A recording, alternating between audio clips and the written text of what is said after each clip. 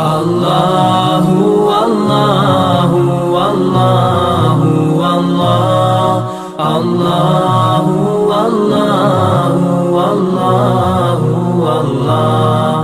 الحمد لله رب العالمين والعاقبة للمتقين والصلاة والسلام على سيد الرسل وخاتم الأنبياء والمرسلين.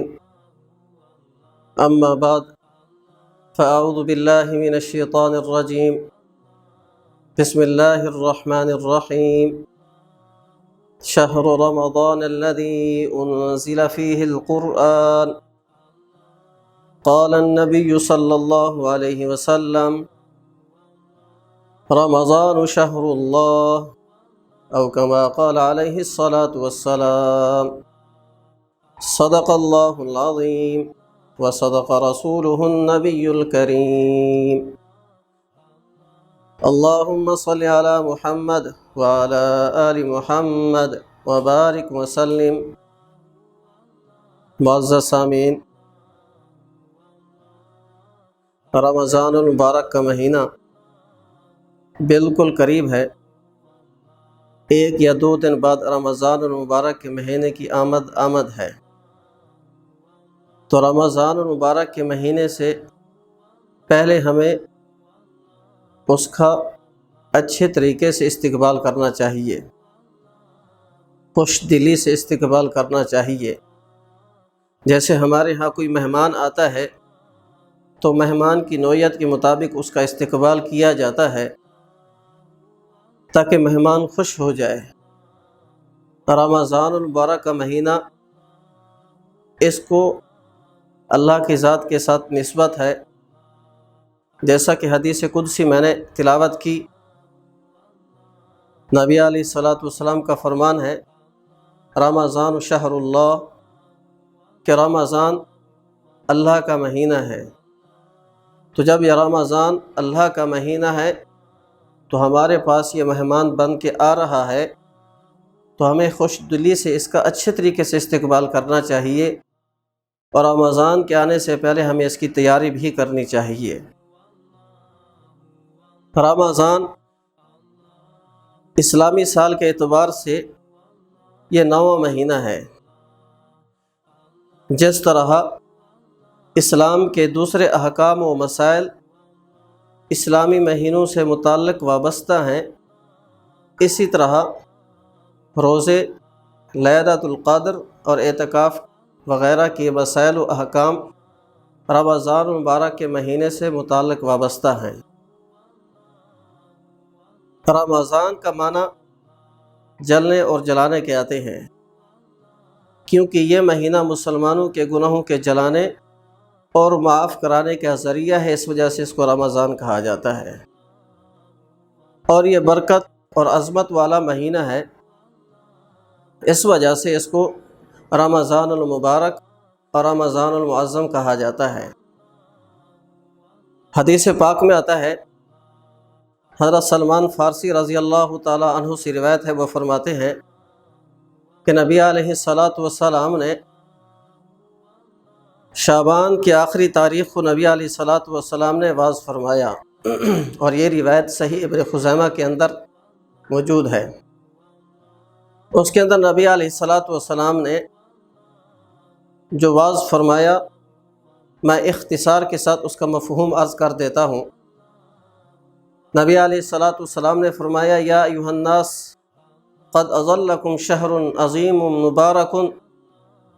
اے لوگو، تمہارے اوپر ایک ایسا مہینہ سایہ فگن ہو رہا ہے جو بہت ہی عظیم اور بہت ہی برکت والا ہے.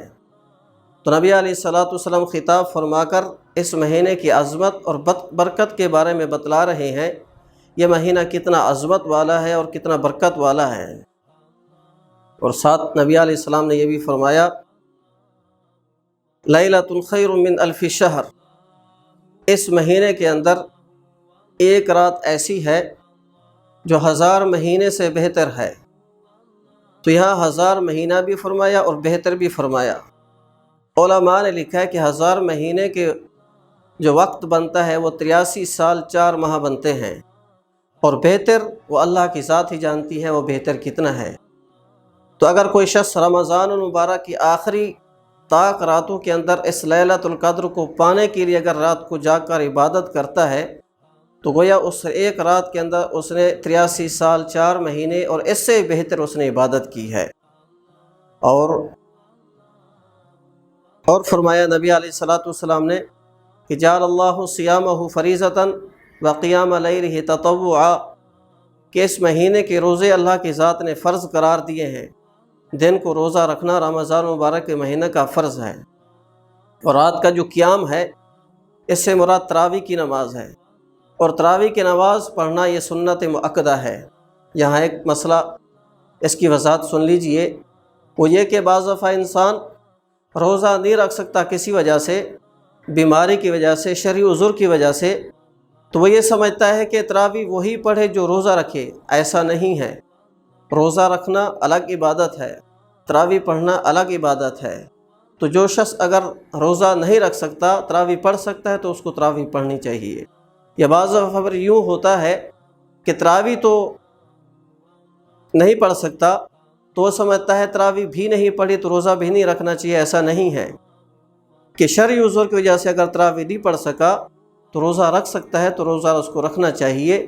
روزہ الگ عبادت ہے، تراویح الگ عبادت ہے، دونوں کا ثواب الگ الگ ہے۔ اور ساتھ نبی علیہ الصلوۃ والسلام نے اس واعظ کے اندر یہ بھی فرمایا کہ اگر کوئی شخص رمضان المبارک کے مہینے میں ایک نفل ادا کرے تو اس ایک نفل کا ثواب فرض کے برابر اس کو ثواب ملتا ہے۔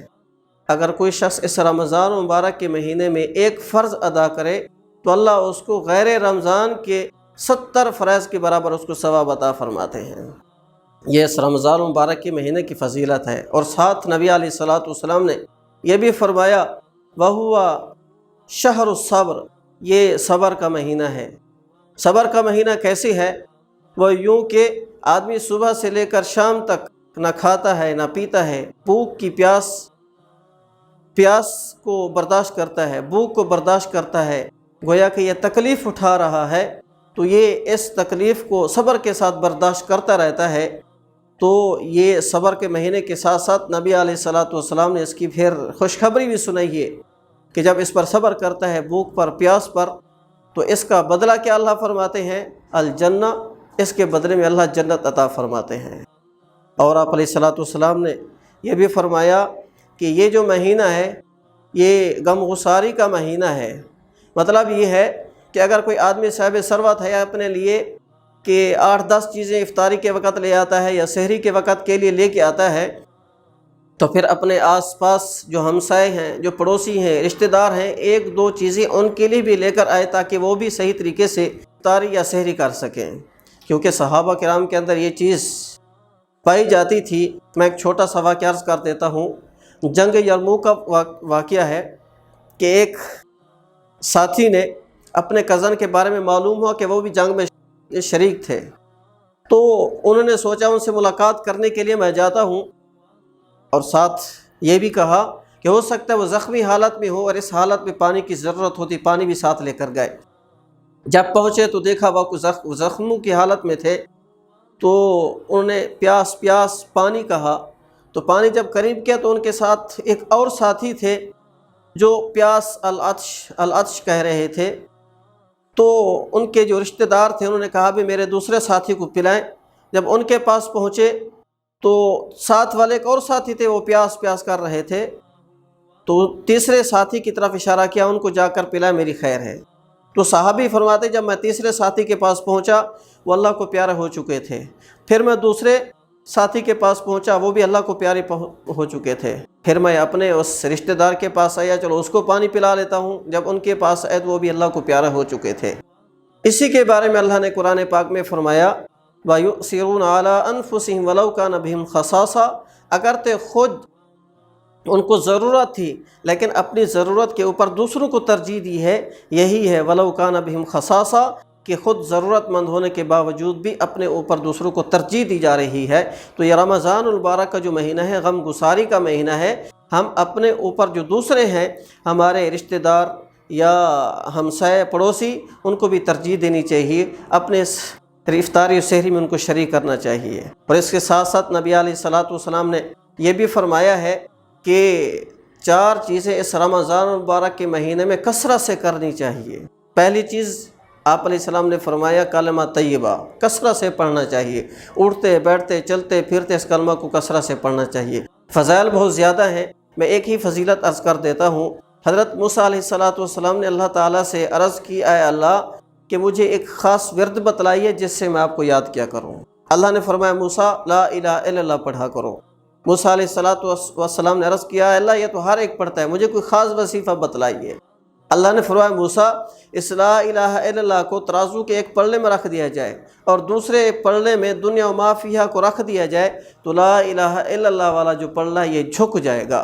تو اس کی فضیلت کا اندازہ اس بات سے لگائی جا سکتا ہے کہ یہ کلمہ لا الہ الا اللہ بہت ہی اہم ہے، تو اس کو کثرت سے پڑھنا چاہیے۔ دوسری چیز جو آپ علیہ السلام نے فرمائی وہ استغفار ہے۔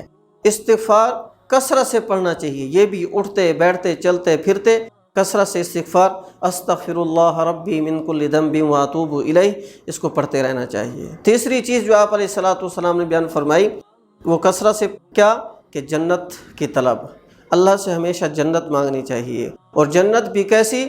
آپ علیہ السلام نے فرمایا جب اللہ سے مانگو جنت تو جنت الفردوس مانگنا چاہیے، اللہ ہمیں جنت الفردوس عطا فرما۔ اور چوتھی چیز جو آپ علیہ السلام نے فرمائی کہ جہنم سے پناہ مانگنی چاہیے۔ اور جہنم کوئی عام چیز نہیں ہے، کیونکہ جہنم کے بعض طبقے بعض سے پناہ مانگتے ہیں وہ اس کی سختی کی وجہ سے، لہٰذا یہ 4 چیزیں، پہلا کلمہ طیبہ کی کثرت اور استغفار کی کثرت، جنت کی طلب اور جہنم سے پناہ مانگنی چاہیے۔ آخری چیز جو نبی علیہ السلام نے اپنے اس واعظ میں فرمائی وہ یہ کہ آپ علیہ السلام نے فرمایا اگر کوئی شخص روزے دار کو پانی پلائے گا نا تو نبی علیہ السلام نے فرمایا اللہ تعالیٰ دن قیامت کے میرے حوض کوثر سے اللہ تعالیٰ اس کو پانی پلائیں گے، جنت کے داخلے تک اس کو پیاس تک نہیں لگے گی۔ یہ چند باتیں تھیں جو نبی علیہ السلام نے اپنے اس واعظ کے اندر فرمائی تھی۔ آخر میں ایک بات عرض کر دیتا ہوں، شیخ عبد القادر جیلانی رحمۃ اللہ علیہ کے واسطے سے وہ اپنی کتاب غنیۃ الطالبین کے اندر لکھتے ہیں کہ وہ فرماتے ہیں کہ دیکھیں رمضان، یہ جو رمضان ہے اس کی طرف اگر ہم توجہ کریں اس کے اندر 5 حرف ہیں، را، میم، ضاد، الف اور نون۔ یہ رمضان کی را بتلاتی ہے یہ رمضان کا مہینہ رحمت والا مہینہ ہے، رمضان کی میم بتلاتی ہے یہ مغفرت والا مہینہ ہے، اور رمضان کی ضاد بتلاتی ہے یہ جنت کی ضمانت کا مہینہ ہے، اور رمضان کی الف بتلاتی ہے یہ انس اور الفت کا مہینہ ہے، اور رمضان کی نون بتلاتی ہے یہ نورانیت والا مہینہ ہے۔ تو شیخ صاحب کیا فرماتے ہیں؟ وہ فرماتے ہیں اگر مغفرت چاہتے ہو، اگر رحمت چاہتے ہو، جنت کی ضمانت چاہتے ہو، انس و الفت چاہتے ہو، اگر نورانیت چاہتے ہو تو پھر رمضان مبارک کے مہینے کا ہر طرح سے ادب و احترام کرنے کے ساتھ ساتھ ہمیں عبادت کرنی ہوگی، تب جا کر اللہ کی مغفرت بھی ہمیں حاصل ہوگی اور رحمت بھی حاصل ہوگی، جنت بھی ملے گی، اللہ کی انس و الفت بھی ملے گی اور ساتھ ساتھ نورانیت بھی ہمیں نصیب ہوگی۔ دعا ہے اللہ سے جو کچھ کہا اللہ عمل کی توفیق عطا فرمائے۔ وآخر دعوانا الحمدللہ رب العالمین۔